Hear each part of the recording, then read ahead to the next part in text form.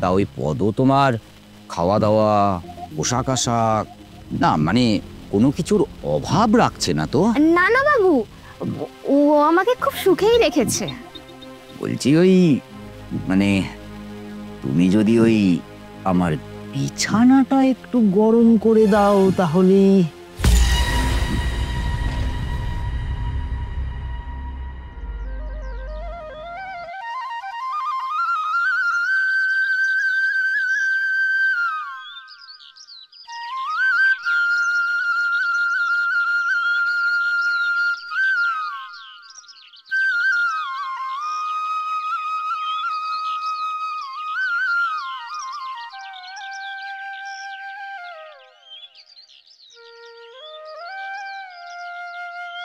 এটা কি জিনিস রে?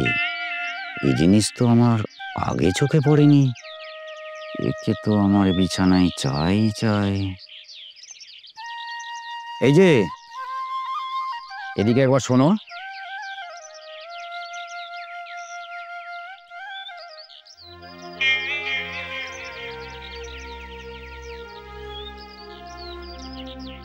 আমাকে কিছু বলছেন? সে তো বলবোই। তার আগে তুমি বলো তো যে তুমি কি আমাকে চেনো? হ্যাঁ, আপনাকে কেনা চেনেন। আপনি হলেন আমাদের গ্রামের ধনী ব্যক্তি, আর তাছাড়া আপনি আমাদের গ্রামের মোড়ল। আপনাকে না চিনলে হয়? বুঝেছি বুঝেছি। আচ্ছা, এবার বলো তো তোমার স্বামীর নামটা কি? আমার স্বামীর নাম পদমিস্ত্রি। ও, তুমি পদর বউ। এত বড় লোক, গ্রামের একজন মোড়ল, আমার ঘরে সালা একটা সুন্দর বউ নাই। বাবু, হুম? বাবু, আপনি কি কিছু ভাবছেন? না, ভাবছি এই পদ তো তেমন কিছু কাজ টাজ করে না, ওই টুকটাক চাষবাস সেসবই করে। তা ওই পদ তোমার খাওয়া দাওয়া, পোশাক আশাক, না মানে কোনো কিছুর অভাব রাখছে না তো? না না বাবু, ও আমাকে খুব সুখেই রেখেছে। না, একে তো এই টোপে কাজ হবে না, অন্য কোনো ভাবে একে বাগে আনতে হবে।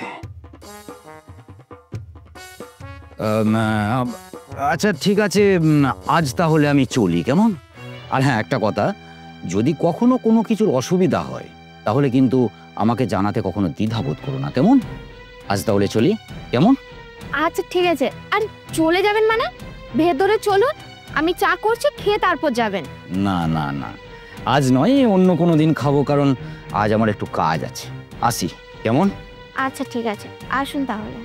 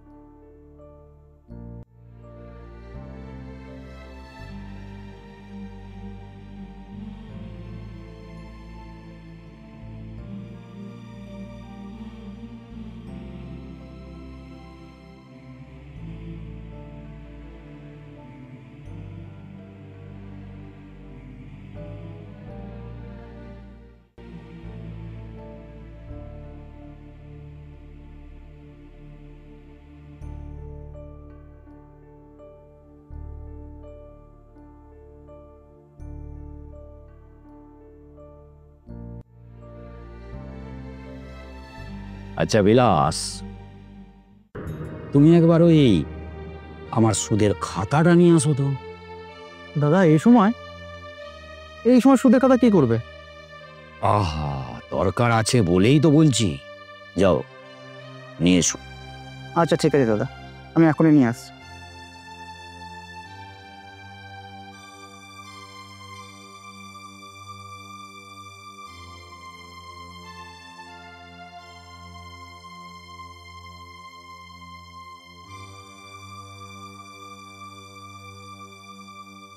দাদা সুদের খাতাটা নিয়ে এসছি, এবার বলো কি করতে হবে? এবার ওই খাতায় দেখো তো যে ওই পদমিস্ত্রির সুদে কোনো টাকা নেওয়া আছে কিনা। আচ্ছা,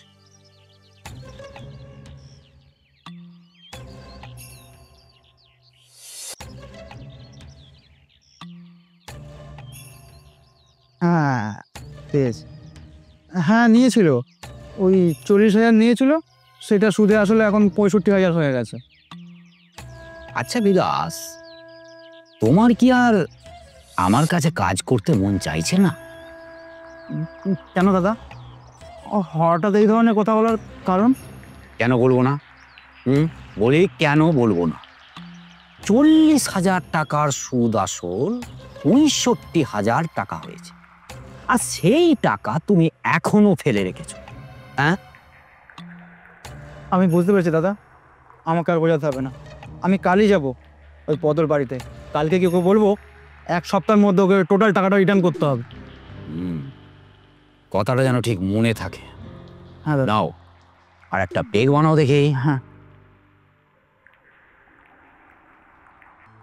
আমি কৃষ্ণকান্ত, আমি সেই দিন হব শান্ত, যেদিন ওই পদর বউ আমার কাছে এসে বলবে, এসো আমার মধু পান করবে কৃষ্ণকান্ত।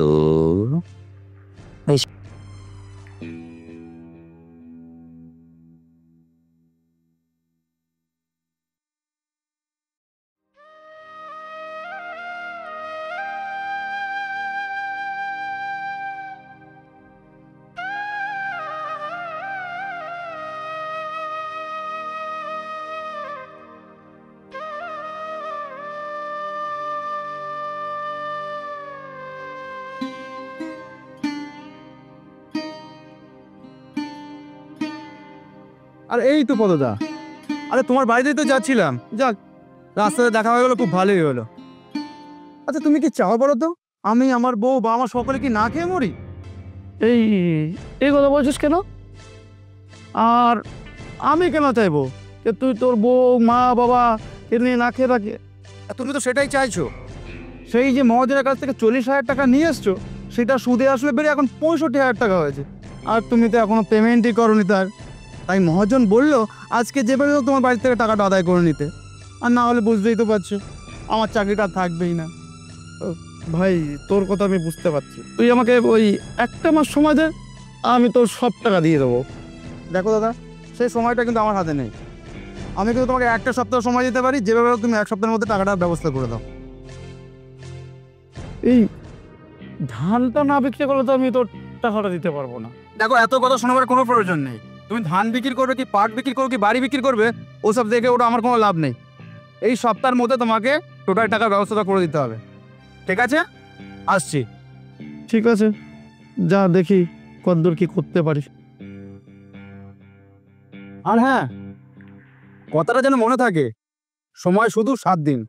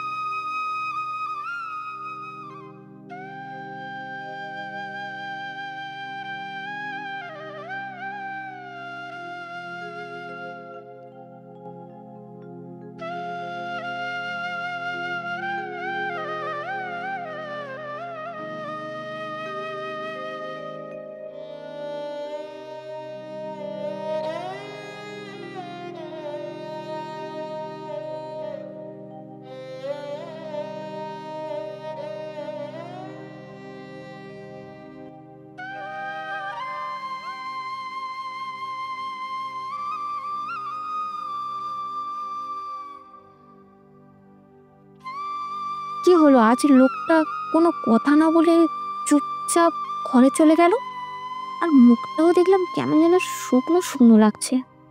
যাই তো, শুনে দেখি কি হয়েছে।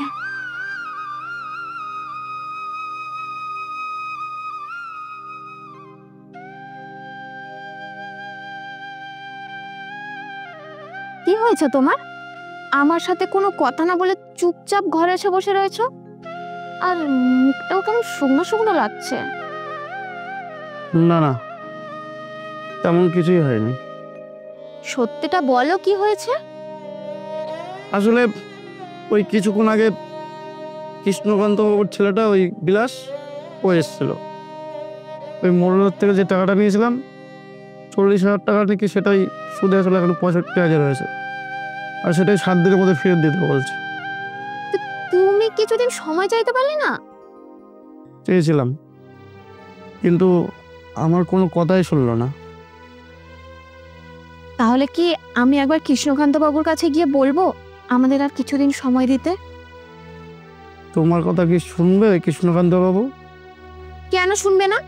এই তো সেদিন দেখা হয়েছিল আমার সাথে, বললো আমাদের যদি কিছু প্রয়োজন হয় তাহলে নির্দ্বিধায় যেন গিয়ে ওনাকে বলি। ঠিক আছে, গিয়ে দেখো কি বলে। আচ্ছা ঠিক আছে, আমি না হয় যাব, তুমি এখন যাও, গিয়ে চানটা করে এসো, আমার অনেকক্ষণ রান্না হয়ে গেছে, খেতে দেবো। আচ্ছা ঠিক আছে, তুমি খাবারটা রেডি করো, আমি স্নানটা সেরে আসছি।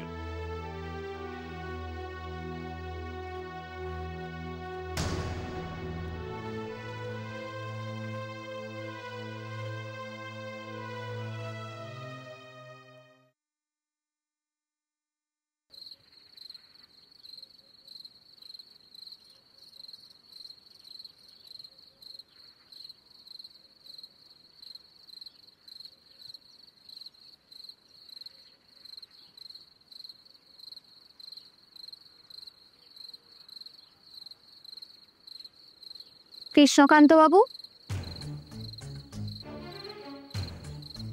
আরে পদর বউ, আরে দাঁড়িয়ে কেন, এসো ভেতরে এসো।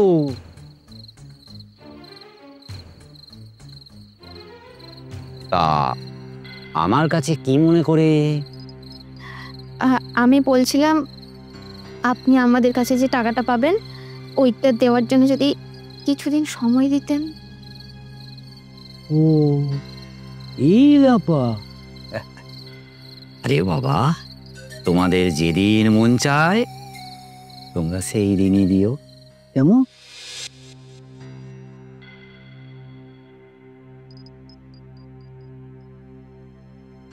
বলছি তুমি যদি চাও যে টাকাটা দেবে না, তাও তুমি নাও দিতে পারো, যদি আমার সামান্য একটু কাজ করে দাও।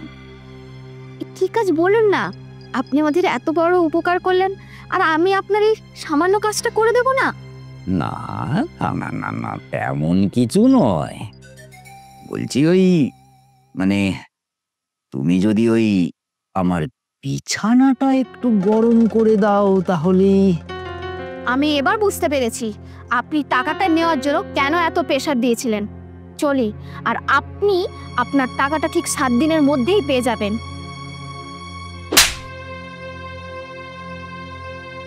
এরপর থেকে না, লোকের বউয়ের আঁচল ধরার আগে আজকে এই চটটার কথা মনে রাখবেন। আপনি কি ভেবেছেন আমি আর 5টা বউয়ের মতো, যে আপনি টাকার প্রেশার দেবেন আর আমি বিছানায় গিয়ে শুয়ে পড়বো? একটা কথা মনে রাখবেন, আমরা গরিব হতে পারি কিন্তু সম্মান বিক্রি করি না। চলি। যা শালা চলে গেল।